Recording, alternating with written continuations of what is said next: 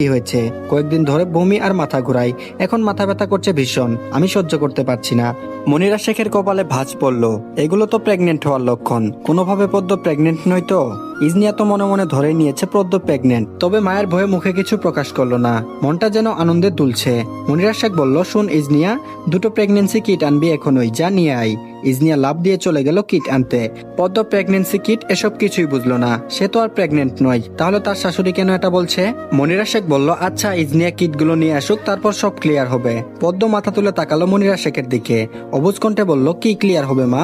মনিরা শেখ হেসে হেসে পদ্মের গালে হাত রাখলো। তারপর বলল, তুমি প্রেগনেন্ট কিনা সেটাই। তোমার যে লক্ষণ দেখছি তাতে মনে হয় প্রেগনেন্ট, তাই কিট আনতে পাঠিয়েছি ইজনিয়াকে। প্রেগনেন্ট কথাটা শুনে পদ্মের মনটা কেমন যেন ধক করে উঠল। চোখটা ভিজে আসছে বারবার। যখন মেধা আপু প্রেগনেন্ট হয়েছিল তখন তারও মা হওয়ার জন্য মনটা উতলা হয়ে উঠেছিল। আর তার বয়স 18 হওয়ার পরও ইজান বারবার নিষেধাজ্ঞা দিয়েছে। কতবার যে চেষ্টা করেছে, কোনোভাবেই হয়নি। এক পর্যায়ে হাল ছেড়ে দিয়েছিল। কত রাত কেঁদে কেঁদে ঘুমিয়েছে। হাজারবার ঝগড়াও হয়ে গিয়েছিল ইজানের সাথে। তবে কখনো গায়ে হাত তুলেনি, শান্ত হয়ে বোঝাতো, না হয় বকা দিত। এই নিয়ে তাদের মধ্যে কত কথা কাটাকাটি হয়েছে সেটার হিসেব নেই। কতবার ইজান তাকে ফিরিয়ে দিয়েছে। ভাবতেই মনটা হু হু করে উঠলো। শুধু বলতো, বয়স হোক, বড় হোক, তারপর বাচ্চা নেওয়ার কথা ভাববো। যদি ঘটনাটি সত্যি হয়ে যায় তাহলে ইজান ঠিক কিভাবে নেবে বিষয়টা? এখন তো বয়স 19 হয়েছে, এটা মেনে নেওয়াই যায়। প্রায় আধ ঘন্টা পর ইজনিয়া এসেছে। বাসা থেকে ফার্মেসি দূরে, তাই এত সময় লেগেছিল। না হলে আরো তাড়াতাড়ি আসা যেত। এই আধ ঘন্টায় পদ্ম দুবার বমি করেছে। মনিরা শেখ একটু নড়ল না পদ্মের কাছ থেকে। পদ্মকে সব বুঝিয়ে দিয়েছে। পদ্ম রেজাল্ট দেখে বারবার চোখ মুছতে লাগলো। দুটো দাগ এসেছে, তার মানে সে সত্যি সত্যি প্রেগনেন্ট। তার এত বছরের সাধনা। পদ্মর না চাইতেও চোখ থেকে পানি পড়ছে। এটা হচ্ছে সুখের কান্না, সুন্দর অনুভূতি। পদ্ম কিটটা মনিরা শেখের কাছে দিলেন। তিনি তো খুশিতে পাগল হয়ে যাবে। বহু বছর পর শেখ বাড়িতে একটা বাচ্চা আসবে। বংশের প্রদীপ আসতে চলেছে। আর ইজনিয়া তো নাচছে খুশিতে। মনিরা শেখ পদ্মের কপালে চুমু দিলেন।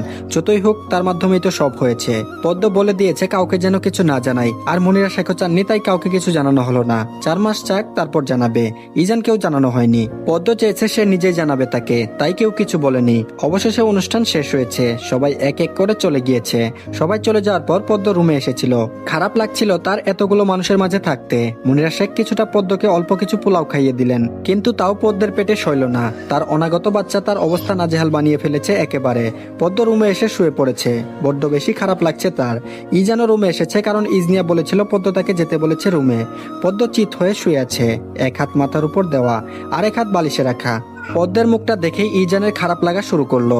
মেয়েটার হঠাৎ কি যে হলো বুঝতে পারলো না। পদ্মের পাশে বসে হাতটা ধরলো। আর সাথে সাথে পদ্ম চোখ মেলে ইজানের দিকে তাকালো। ইজান বলল, বেশি খারাপ লাগছে তোমার? পদ্ম কিছু বলল না, উঠে গিয়ে ইজানের হাতে কিটটা ধরিয়ে দিল। ইজানের মন শীতল হয়ে আসছে। হাত মৃদু কাঁপছে। এটা কি সত্যি?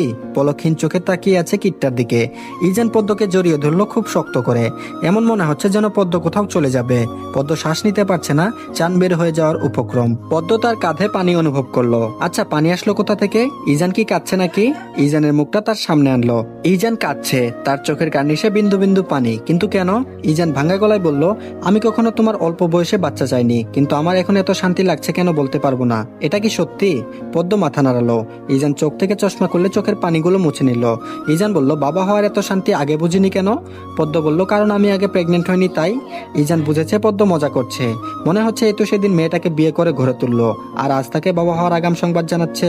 কিন্তু যে পরিমাণ শান্তি লাগছে তার বলে বোঝাতে পারবে না। এই অনুভূতিটা এত সুন্দর কেন? ইজান পদ্মের মুখে অনবরত চুমু এঁকে দিল। ইজান বলল, ধন্যবাদ পদ্মফুল, আমাকে বাবা হওয়ার সুসংবাদ দেওয়ার জন্য। পদ্ম হেসে হেসে ইজানকে জড়িয়ে ধরল। আর যেন খুশি শেষ নেই কারোর। প্রেগনেন্সির 6 মাস চলছে পদ্মের। আগে থেকে শারীরিক গঠন বদলে গিয়েছে। প্রচুর মোটাও হয়েছে সে।